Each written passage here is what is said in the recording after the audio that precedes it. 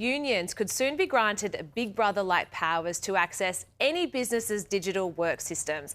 So this will be put to a vote next month, and if this goes through, there are concerns that it'll be a free-for-all for unions to access business data, including HR systems, databases, payroll, private emails.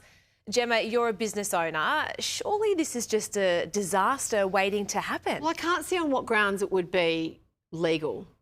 Like just free-for-all access. I understand that when you've got a physical workplace and there's safety issues, construction sites, that sort of stuff, I understand that. But what is the rationale for this? I mean, unions' memberships have been falling exponentially for many, many years. Less than 10%, I think, of the Australian workforce is unionised. These people throw their weight around disproportionate to the number of staff in the Australian workforce that they represent. And there's a reason for that. This is just politics. And it'll give the Prime Minister, if they start arcing up about this sort of stuff, it'll give the Prime Minister an almighty headache that he probably doesn't need or want. Yeah. Joe, a problem that... trying to solve a problem that doesn't necessarily and exist. a solution to a problem that nobody knew we had. Yeah, look, I don't think so. I think it is probably the unions, and I think they are. It's less than 10% in the private sector. Yeah. When you take in the public sector, it's like double digits at least, but right, not great, obviously. Yeah, but, not great. But I think it is. I think it is the unions just, doing what they always do, which is putting in a fail-safe. There's a bit of an ambit claim to say that just in case they do end up having to have some of this, and then there's always going to be back and forth, and it will be, if there's ground. But if there's grounds for, again, if there. But give me an example. Like genuinely, give me an example. Like I can't think of a single reason why they should have that kind of access.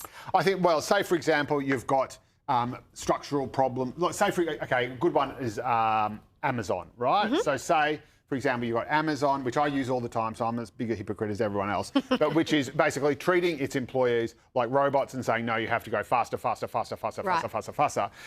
A union, I think, especially as part of an EBA or whatever, could say, well, let's sit down. What are the algorithms actually telling you to do? What are you using? A slightly different proposition. What are you using to justify the? Yeah, because you can subpoena that. Well, not subpoena is not the right word, but in the process, I'm very much opposed to like right of entry, digital right of entry, unfettered. No, but I think that they make a claim for that, knowing that it will end up being negotiated. So it will be during an EBA negotiating period, for example, we get to look at because employers shouldn't just have a free-for-all to go, right, slave or proletariat, line up for your soup. That's right. Yeah. Unless it's Amazon and they're delivering my stuff overnight. They were concerned very much about AI taking over rosters and all of that sort of thing. Well, they should be concerned about AI taking over jobs. Guys, this was lovely. Thank you so much. It went very fast. Oh, Jaimee. So nice to have humans. Thank you for joining me this evening.